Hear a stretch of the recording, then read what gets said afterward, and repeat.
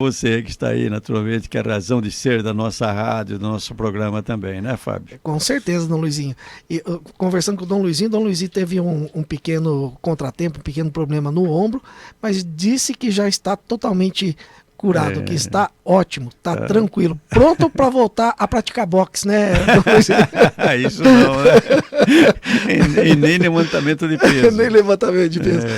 Mas a gente fala brincando aqui, mas eu quero ver alguém para acompanhar o Dom Luizinho na caminhada, porque olha, pensa num homem que no alto dos seus 84 anos de idade, 80... Não, um pouco, não, a gente tem que falar que já vai para 84, né? O senhor estava falando, tô vivendo 84, né? Tô indo para 84. No alto dos seus 83 anos de idade, realmente tem uma disposição para caminhar que é invejável, né, Dom Luizinho? Mas isso é bom. Isso é bom, com certeza. Conselho que eu dou para você, se você tem saúde, naturalmente, faça caminhadas, faça exercícios, né? Isso é muito bom, porque a gente tem uma velhice mais tranquila, mais saudável, né? Eu acho que é muito importante. O que a gente semeia, colhe depois. Olha lá. Se você na juventude, na idade madura também, fica aí bebendo, sentado, não faz exercício, não faz nada. Depois vem problema de coração, vem. É claro que um dia a gente vai morrer, eu estou certo, daqui a uns poucos tempos eu vou ficar doente também, é natural, mas viver bem o período que a gente está, né? Isso que é o importante. É verdade. E eu vi umas fotos do Dom Luizinho, agora há pouco tempo, jogava bola, né, Dom Luizinho? Quando era jovem eu jogava bola, sim. Inclusive quando era padre. Tinha o time lá do Pirapó, eu jogava com a turma lá. O nosso querido amigo Francis Mar, lá de Pirapó, mandou uma foto lá dos tempos idos. Tempos antigos, né? O Dom Luizinho falou, tinha um time de futebol, o pessoal jogava mesmo, né? Não é brincadeira, não. Dom Luizinho, mas vamos largar de papo furado e vamos falar de coisa boa, de coisa importante, vamos trabalhar, né? Vamos falar coisas sérias. Amanhã, 23º domingo do tempo comum. E nós temos então de conversar um pouquinho sobre a liturgia de amanhã, né?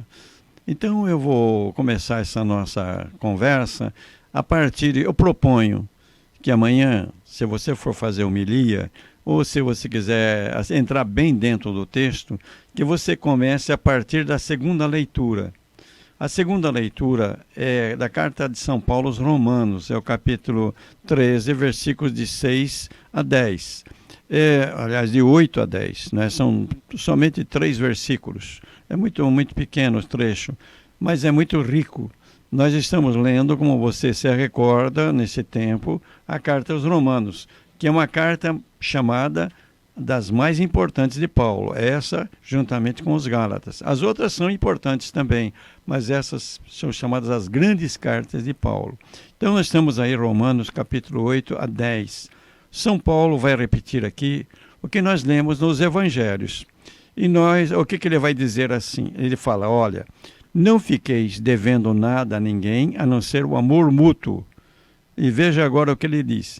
Pois quem ama o próximo está cumprindo a lei. Então ele está dizendo que Jesus falou, toda a lei e os profetas se resumem em amar a Deus sobre todas as coisas e o próximo como a si mesmo. Então ele vai dizer, quem ama o próximo está cumprindo a lei. É interessante, porque ele vai citar a segunda parte do decálogo, dos 10 mandamentos. Então ele diz, os mandamentos, não cometerás adultério, não matarás, não roubarás, não cobiçarás, e qualquer outro mandamento se resume neste, amarás ao teu próximo como a ti mesmo. Realmente, os 3 primeiros mandamentos se referem a Deus. Nós temos que amar a Deus, respeitar a Deus, tudo mais, não é? Os nossos deveres para com Deus. Mas os outros 7 dos 10 mandamentos se referem ao próximo. Então, São Paulo vai dizer o que Jesus já tinha dito. E depois ele vai dizer, o amor não faz mal contra o próximo. Portanto, o amor é o cumprimento perfeito da lei. Veja aqui, a gente tem realmente o principal na nossa vida. Olha, coloca na sua cabeça, o principal na vida é amar. Amar a Deus, e a gente ama a Deus principalmente e concretamente amando o próximo. Então é o caminho, o próximo é um caminho para a gente realizar o amor a Deus. E o principal é justamente isso, amar. O resto é consequência. Então não podemos fazer dos mandamentos de Deus uma coisa imposta. Não pode ser uma coisa imposta na nossa vida. Deus não tira a liberdade nossa, não. Deus propõe. Agora, o que acontece? Quando você ama, é o que Santo Agostinho diz. Você ame e você faça o que você quiser, porque você não vai fazer nada contra a pessoa que você ama. Pelo contrário, vai respeitar, vai ajudar a ser feliz e tudo mais. Então você ama, alguém ama de fato, você não vai roubar, a pessoa não vai matar, não vai caluniar, não vai fazer nada contra ela. Então o amor é a alma de tudo. Então esse princípio aqui ilumina os outros textos da missa de hoje. Veja só, eu vou continuar, né, com a primeira leitura. Essa leitura é tirada de Ezequiel. O profeta Ezequiel, você sabe, é um profeta dos maiores, são os 4 maiores, Ezequiel é um deles. E o Ezequiel é muito interessante, olha, ele até o capítulo 24, ele fala contra o povo. Ele não está na Terra Santa, ele está exilado na Babilônia, mas lá tem a comunidade. E ele começa a profetizar, falar em nome de Deus, a respeito do que ia acontecer para o povo de Israel se não se convertesse, se não mudasse de vida. Então, até o capítulo 24 é assim. No capítulo 24, ele fica mudo. É justamente quando aconteceu a destruição total de Jerusalém, do templo. Ele fica mudo. Parece que Deus não tinha o que falar. Deus estava assistindo o que estava acontecendo com Jerusalém. Depois vem alguém e conta. Vem alguém que foi exilado e foi e contou para Ezequiel o que tinha acontecido. Aí ele começa a falar de novo. Quer dizer, Deus começa a falar de novo através dele. E aí vem os oráculos chamados contra as nações, que vai até o capítulo 33. Então, aqueles que destruíram Jerusalém, que levaram o povo exilado, aqueles povos todos, junto com a Babilônia, teriam um fim bastante ruim. Depois, no capítulo 33 até o 48, ele começa a falar da esperança. Deus vai novamente levar o povo de volta, Jerusalém ser reconstruída, o templo também, e mostra um tempo diferente. Nós estamos aqui no capítulo 33, né? Portanto, quando começa já aquelas palavras de Deus de esperança para aquele povo, que estava lá, meu Deus do céu, se imagine, pessoal espalhado por toda aquela região, sem esperança de volta para casa, sem lideranças, um rebanho sem pastores. Então aí o Deus começa a falar novamente por Ezequiel, mostrando ao povo o futuro que seria melhor. E quando chega nesse trecho de amanhã, é o capítulo 33, versículos de 7 a 9. O que a gente encontra aqui? Aquele povo não tinha lideranças. Então Deus vai dizer, eu te estabeleci como vigia para a casa de Israel. Sentinela, vigia. Você vai ficar vigiando o povo e avisando. Olha, o que acontece com o vigia, né? Eu me lembro até quando eu estava na Amazônia, eles contavam umas coisas engraçadas de macaco, né? As histórias de macaco são sempre divertidas. Os macacos, quando andam em bando, eles deixam um bem no alto que fica vigiando o que está acontecendo.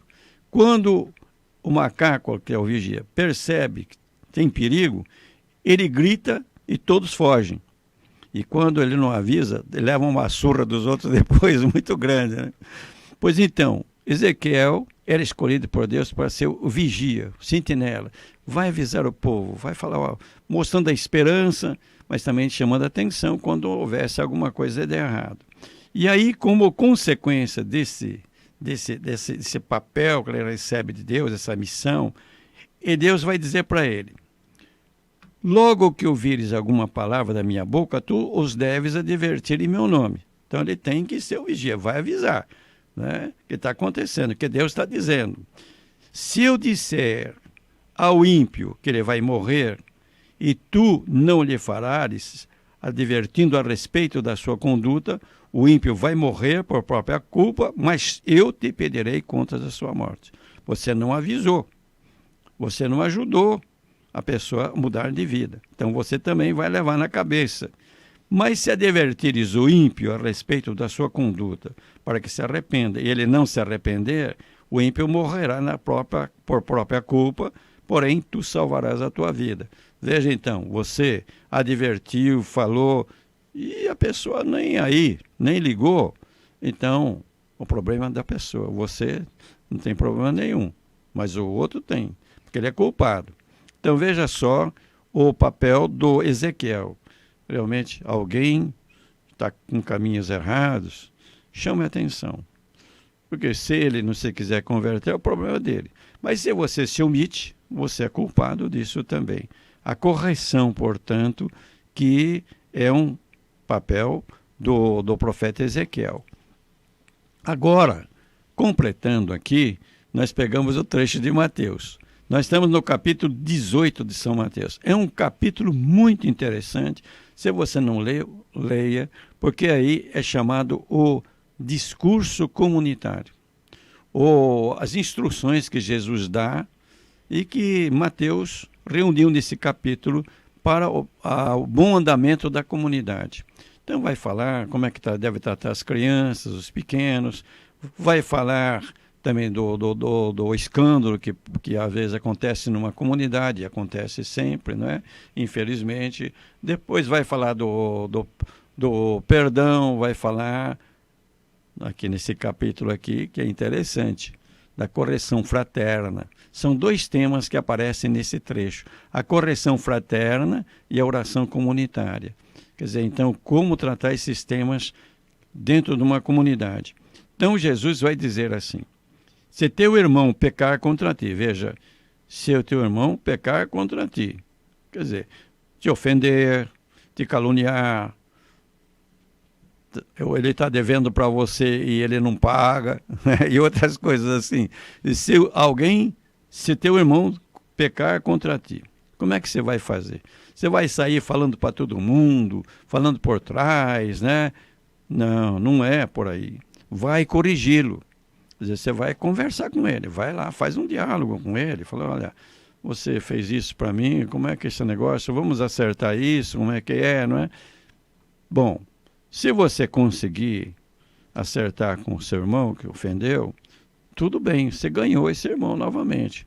Mas se ele não quiser, então você pegue uma ou duas pessoas amigas e vão lá conversar. Quer dizer, pede a mediação dessas pessoas, que eles ajudem a resolver o problema. Se nem assim resolver, aí então você avisa a comunidade. Naquele tempo a comunidade era muito bem organizada, então a comunidade chamaria a atenção, né, do fulano que cometeu o erro, e se ele não quiser, o problema é dele, né? Aí então o cara, o problema assume. Veja que é muito parecido com o trecho do Ezequiel, não é? Só que aqui, no trecho de Mateus, se pecar contra ti. No texto de Ezequiel, alarga. Pessoa que erra, você vai lá aconselhar, vai ver se a pessoa muda de caminho. Aqui não, se alguém faz alguma coisa contra você. Mas eu acho que, juntando os dois trechos, a gente tem uma boa maneira como ligar as coisas, não é? E Jesus vai dizer que a comunidade tem uma força muito grande. Porque a comunidade decidir, está decidido no céu, né? O que ligares na terra será ligado no céu, o que desligares da terra será desligado no céu. A força da comunidade. Então aqui nós temos realmente esse trecho. Por que eu falei para você começar com a segunda leitura da carta aos Romanos? Porque aqui é a caridade. Quer dizer, a gente resolve os problemas a partir do amor. O amor é uma atitude. Amor é uma atitude. Então quando você tem uma atitude, você quer bem todo mundo, todos, então você vai resolver de uma maneira que ajude as pessoas a viverem bem. que é a questão justamente da correção fraterna. Vocês vejam, olha, por que em Deus não há maldade? Por quê? Você já pensou isso? Por que Deus não é mau, não faz coisas más? Porque, embora muita gente fale assim, mas é Deus que manda castigo. Não é, não. Deus não é nada disso, não. Ah, mas no Antigo Testamento. No Antigo Testamento, porque eles não entendiam, mas Jesus veio dizer para nós que Deus não é nada disso, não. Né? Então, por que não há maldade? Deus não faz maldade. Porque a definição de Deus é amor. Então, quando a gente tem amor no coração, a gente não é capaz de fazer maldade para o outro. Então, alguém fez maldade contra você, você não vai revidar. Você vai tentar acertar as coisas, né? Ver se você resolve por boas maneiras. Isso aqui é um bom conselho, viu, Fábio? É um bom conselho para a gente resolver os problemas que nós temos entre nós. E a segunda maneira de viver o amor na comunidade é a oração comum. Às vezes eu ouço pessoas que dizem assim, eu não vou na igreja, eu rezo em casa. Muito bem, reze em casa, faça as suas orações em casa. Isso é muito bom, de manhã, de noite, durante o dia, faça. Mas basta isso? Não, não basta.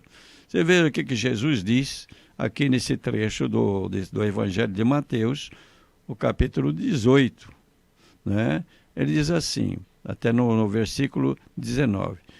De novo vos digo, se 2 de vós estiverem de acordo na terra sobre qualquer coisa que quiserem pedir, isso vos será concedido por meu Pai que está nos céus. Aqui eu acho interessante a comparação. Está escuro. Muito bem. Você pega, acende uma vela, ilumina um pouco. Mas se vem outro, acende outra vela, ilumina mais. Se você colocar mais outro que acende uma outra vela, ilumina muito mais, não é verdade? Se você colocar 100 pessoas, todo mundo com a vela acesa, ilumina tudo. Assim também a nossa fé. Nós temos fé, Deus vê a nossa fé. Mas quando nós unimos a nossa fé, a fé que outros têm, é claro que a força é maior. A força da oração comunitária, quando é bem feita, quando não é repetição, porque às vezes a gente faz oração comunitária nem pensando o que a gente vai fazendo, né? Quando a gente reza, todos colocando o coração, meu Deus do céu, realmente é uma força muito grande. E você veja que Jesus diz, a promessa que ele faz, se 2 estiverem de acordo na terra sobre qualquer coisa, 2, imagine se colocar 3, e se colocar 4, e se colocar 20, e se colocar 1000, você imagina a força que tem, que isto vos será concedido por meu Pai que está nos céus, né? Se dois de vós estiverem de acordo na terra sobre qualquer coisa que quiserem pedir, isto vos será concedido por meu Pai que está nos céus. A força da oração comunitária. E ainda mais, isso aqui que é interessante, Jesus vai dizer assim, pois, então ele faz a promessa, depois ele vai, por quê? Por quê? Por quê? Se pois aí é por quê, né? Por quê? Onde 2 ou 3 estiverem reunidos em meu nome, eu estou ali no meio deles. A coisa mais bonita que tem, não é? Nós estamos na igreja, nós estamos ali reunidos. Deus está no meio de nós. Veja a promessa que Jesus fez. Você na sua casa, porque isso que foi colocado para a comunidade vale muito para a família, né? Um filho erra, você tem que corrigir, mas naturalmente corrigir por amor, não é? Não corrigir como muitos pais fazem, quando no momento de raiva, para descarregar a raiva, bate numa criança ou agride a criança com palavras. Não é assim, né? A gente corrige com boas maneiras. Jesus explicando, vai, conversa, né? Não ouve, chama seu esposo, vamos conversar nós 3, né? Depois, a criança é mais fácil, agora quando é adolescente é mais complicado, né? E quando se casam, então aí o problema é outro, né? É muito, muito mais complicado. Mas a correção fraterna na família como é importante. E a oração, não é? A oração não é só na igreja, não é só quando a gente se reúne para rezar o terço numa casa, ou ler a Bíblia juntos, ou rezar a Bíblia juntos, não é? A gente, 2 ou 3. Jesus não fala de milhares, fala de 2 ou 3. Mas essa certeza da presença de Deus, mas olha, isso realmente é coisa que toca o coração. Veja, portanto, a missa de amanhã, essa parte da palavra de Deus, ela é marcada pelo, primeiramente, o amor é a coisa mais importante. Quando você ama de fato, você vai fazer o bem, não vai fazer o mal. Tá? É consequência. Depois, como consequência disso vem, alguém erra, procure ajudar a pessoa. Não fica se omitindo, aí tenta ajudar. Se a pessoa não quer, tenta arrumar um intermediário que ajude, quem sabe, não é? E depois a oração em casa, a oração na igreja também. Que força que nós temos, meu Deus do céu, a oração comunitária. Então não basta ficar só rezando em casa, a gente tem que se reunir também para rezar juntos. A oração vale muito mais. E eu vou terminar, Fábio, aqui com o Salmo 95, na Bíblia hebraica, 94 na Bíblia grega. Olha, eu vou te contar, é um dos salmos que mais toca o meu coração. Esse salmo, ele é rezado na abertura do ofício divino. Sempre quando a gente pode, tem outros salmos também, você pode trocar. E é um salmo que toca muito o coração. Esse salmo, eles rezavam, cantavam, quando iam a Jerusalém. Então, quando iam chegando no templo, né, então o cantor, o que estava à frente, ele convidava o pessoal, né, que já estamos chegando aqui perto do Santo dos Santos, da arca que está guardada aí.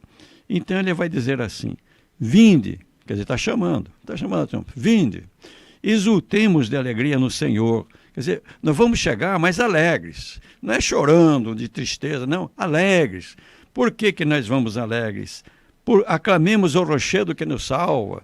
Deus é a nossa força, Ele está aqui, está conosco. Então vamos nos alegrar, vamos aclamar, né? Ao seu encontro. Nós estamos indo ao encontro de Deus.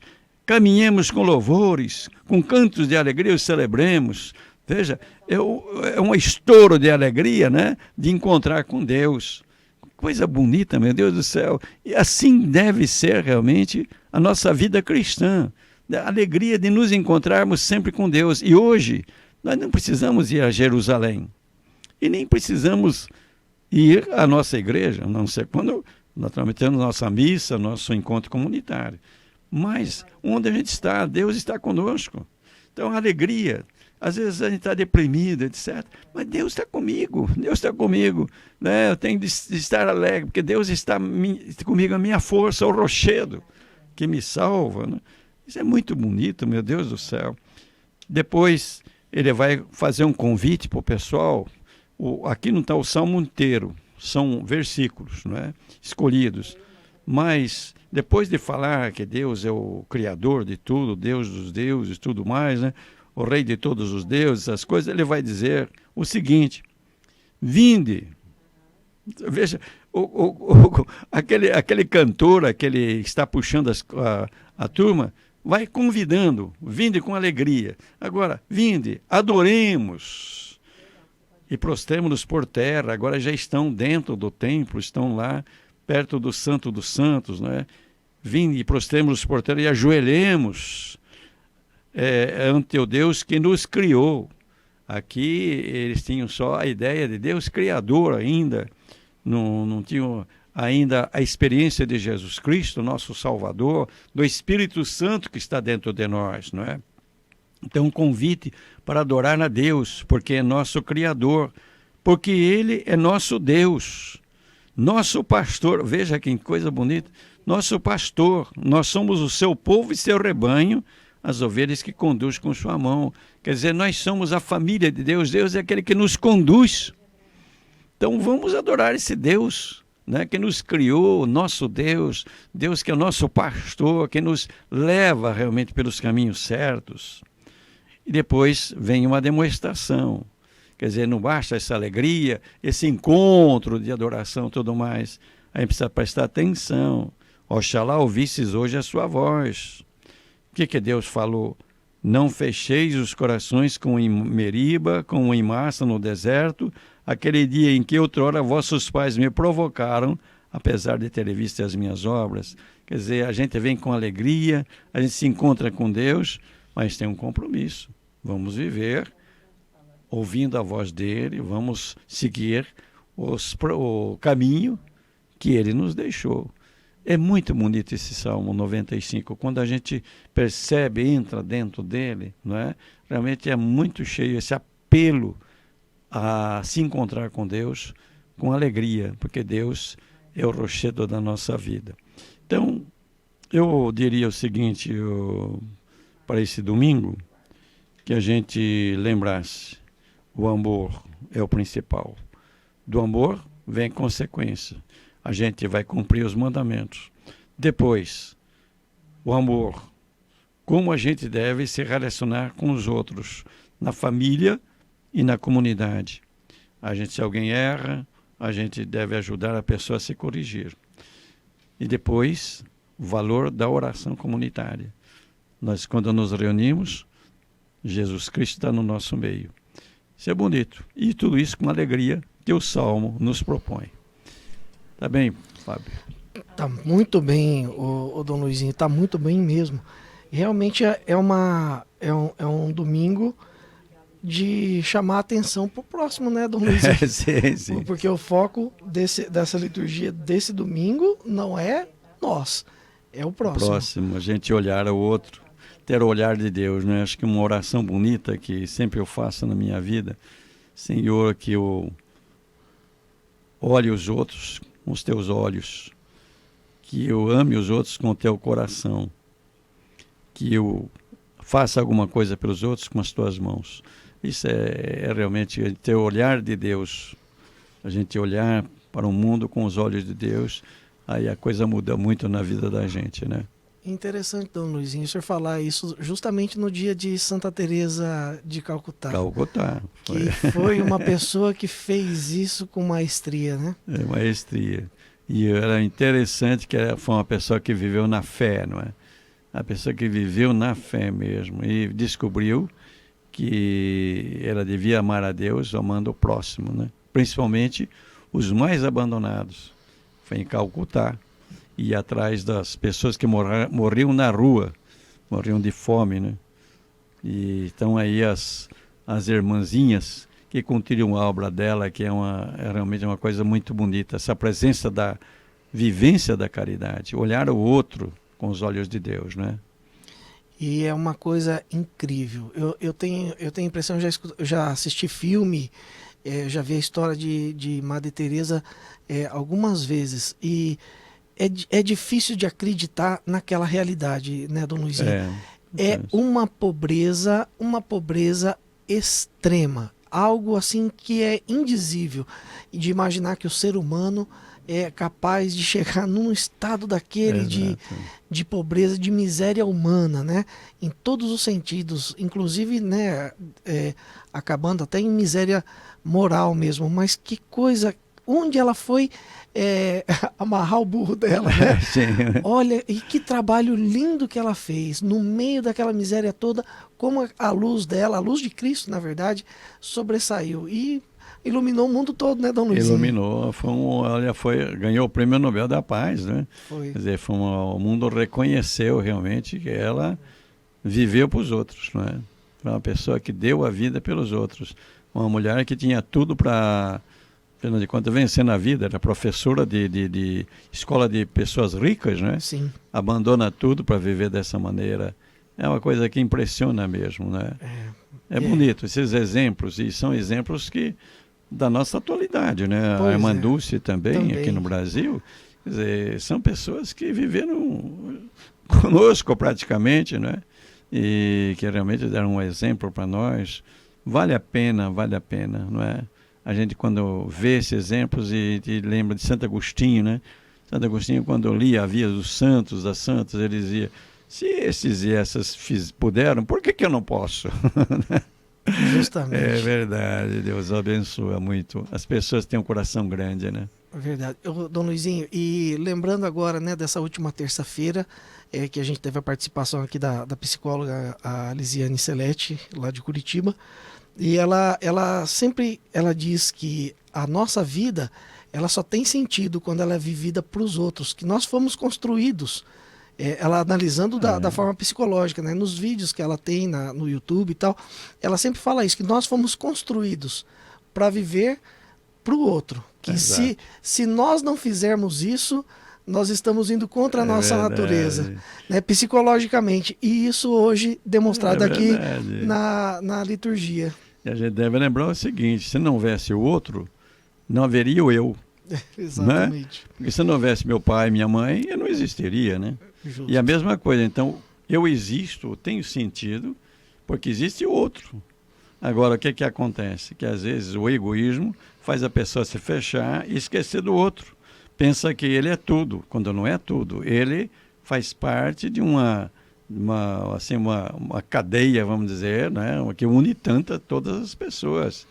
Então, a gente, quando peca contra a caridade, o que a gente está fazendo realmente? Está semeando ódio, está semeando divisões, está semeando desgraças. Então, essa abertura para o outro é muito importante, a gente ver a caridade que Deus justamente nos ensina, né? Que é o principal. Você vê São Paulo dizendo aí que toda a lei se resume a amar ao próximo, né? Jesus fala amar a Deus e ao próximo, e São Paulo vai dizer ao próximo, porque o amar a Deus é o principal, a gente tem que amar a Deus, mas para amar a Deus, a gente tem que amar o próximo, né? Então, é o caminho. Quer dizer, pessoas que vêm na igreja, rezam, depois saem semeando divisão, fazendo mal para os outros. A pessoa não tem amor no coração, não está cumprindo realmente a lei. A fé é vivida na caridade. Sem a caridade, a fé é morta. Isso aqui é importante. Por isso, abrir para o outro, que disse a psicóloga lá de Curitiba, né? Como é que é o nome dela mesmo? Lisiane. Lisiane que é ótimo, né? Dom Luizinho, que coisa maravilhosa. Infelizmente, nós vamos ter que terminar o nosso papo de hoje por aqui. Dava para ficar mais uma hora. É bom tranquilo. terminar, porque já está com coceira na garganta. O coral, diz que eu tinha um coral numa igreja, era só de pessoas idosas, era chamado coral da tosse. Porque nós que somos idosos, vai realmente, as cordas vocais vão cansando e vai dando uma coceira e a gente tem de tossir, né? Quer dizer, não é Covid não, mas então já está na hora, porque já está começando a coçar. Dom Luizinho, mas a gente não pode encerrar esse nosso papo sem pedir para que o senhor abençoe, principalmente nossos ouvintes que estão nos acompanhando nesse momento. Tá muito bem. Então, Fábio, para você, sua família, Érica, a família também, você que está aí nos acompanhando pela Rádio Desterro, ou nos vendo, né? Vai essa bênção, porque você tenha um bom sábado e um bom domingo e uma boa semana também. Nosso Senhor Jesus Cristo esteja diante de ti para te guiar. Amém. Atrás de ti para te proteger. Amém. E aos teus lados para te acompanhar. Amém. E abençoe-te, ó Deus Todo-Poderoso, Pai, Filho e Espírito Santo, e esta bênção permaneça para sempre. Amém.